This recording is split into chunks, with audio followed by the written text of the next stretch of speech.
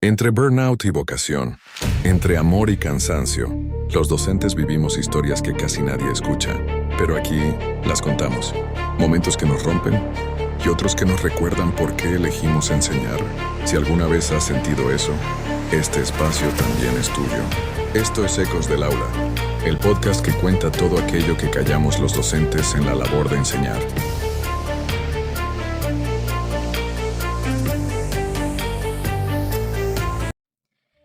Bienvenidos a Ecos del Aula, un espacio creado para dar voz a las experiencias que viven quienes formamos parte de la educación, docentes, alumnos y familias.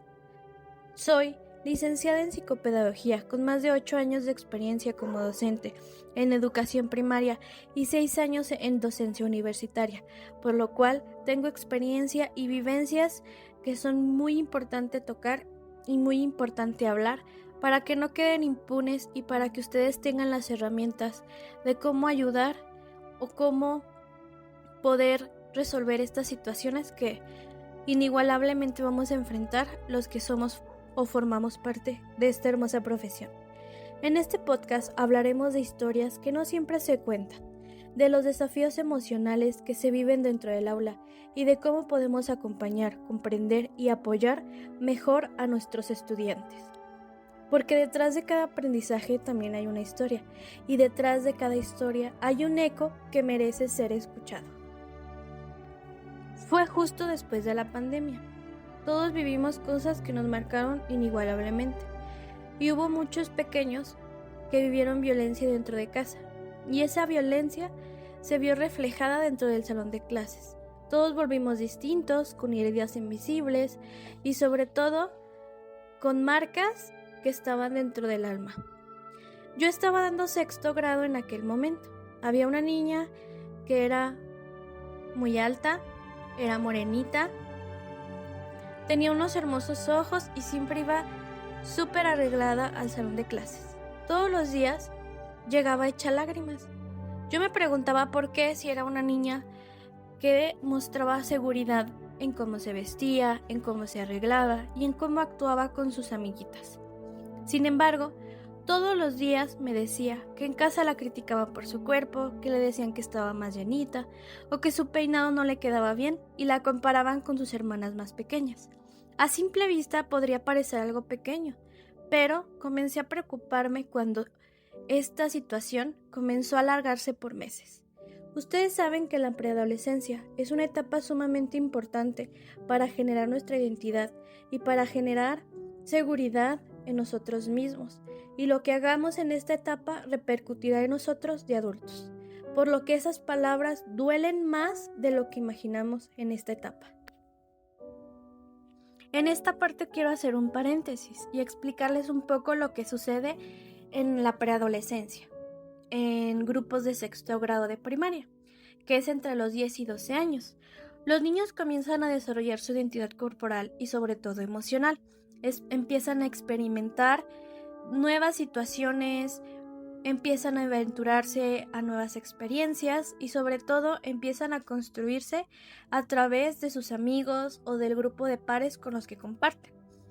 Es aquí donde cambia su estilo, empiezan a indagar sus gustos musicales, lo que va a definir su personalidad para el resto de su vida.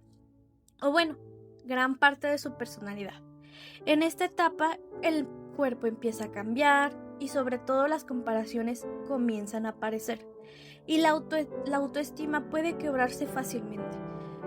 Por lo tanto, es sumamente importante que las afirmaciones que nosotros utilicemos sean en positivo y poder generar de manera asertiva un cambio en nuestros preadolescentes, ya que lo que escuchan, sobre todo de los adultos, que son su modelo a seguir, que por lo general son sus padres, se convierte en la voz con la que se hablarán a sí mismos durante años.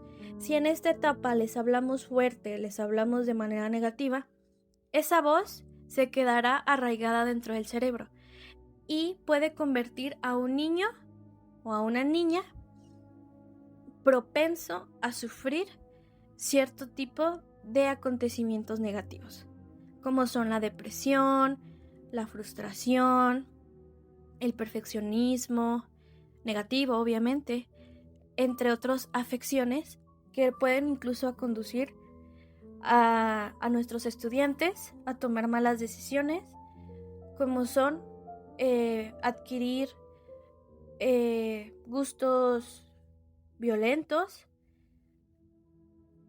adquirir sustancias ilegales o incluso ideas suicidas.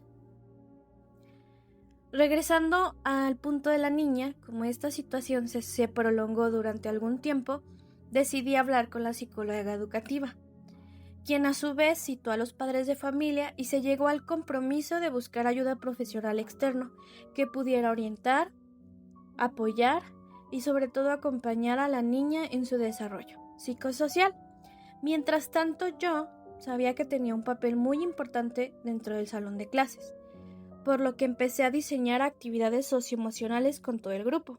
Para los que no saben, desde hace un par de años, esta materia se decidió colocar dentro del currículo de materias para poder generar habilidades que les ayude a los niños a tomar conciencia de sus emociones, gestionarlas de mejor manera y que puedan llevarse de manera correcta con sus compañeros.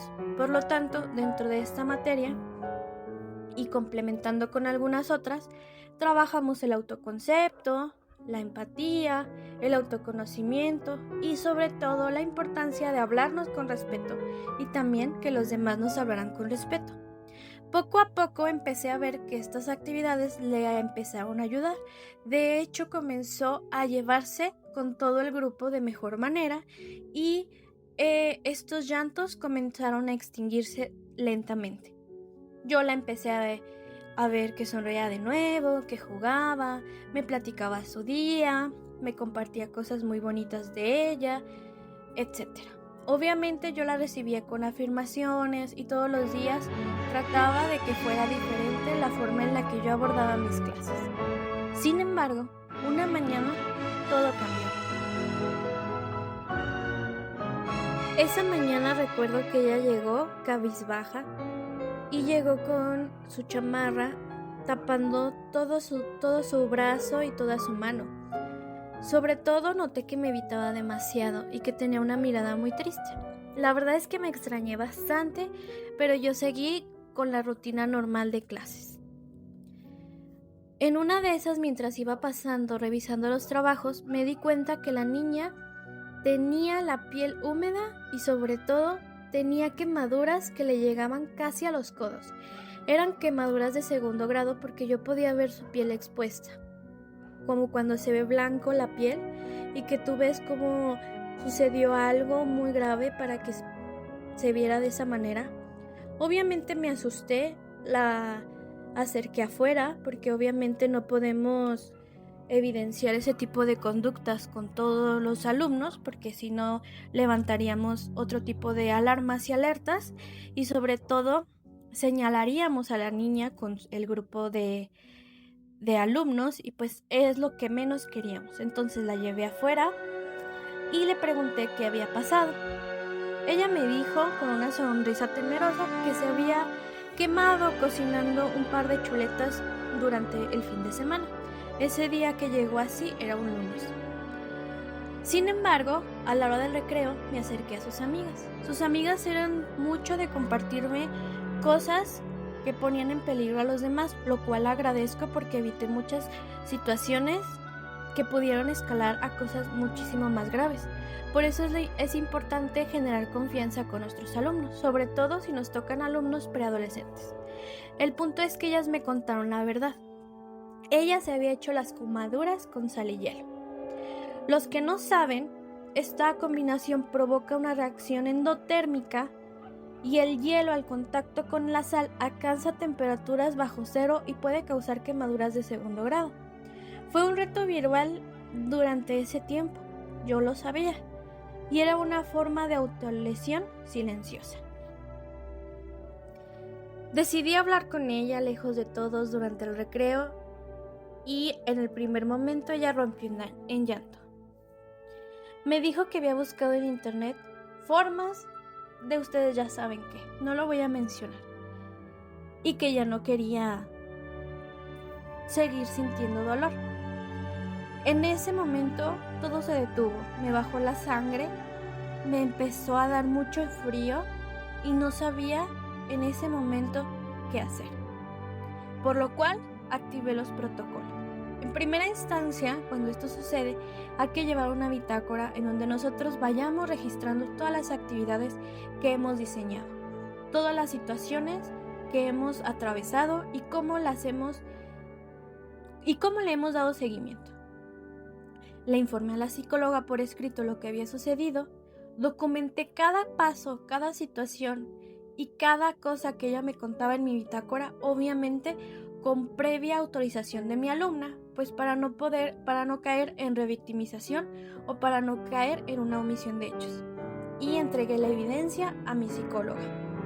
Sabía que si llegaba una denuncia por omisión por parte del Instituto de Educación, podíamos llegar a una situación muy desafortunada dentro del salón de clase. Por lo tanto, debía mostrar que estábamos actuando a tiempo, tanto yo como maestra, como la psicóloga educativa y sobre todo toda la escuela. Asimismo, cuando los padres se comprometieron, firmaron una hoja que también es sumamente importante que ellos hagan, pues para evitar malentendidos y situaciones que no podamos llegar a controlar.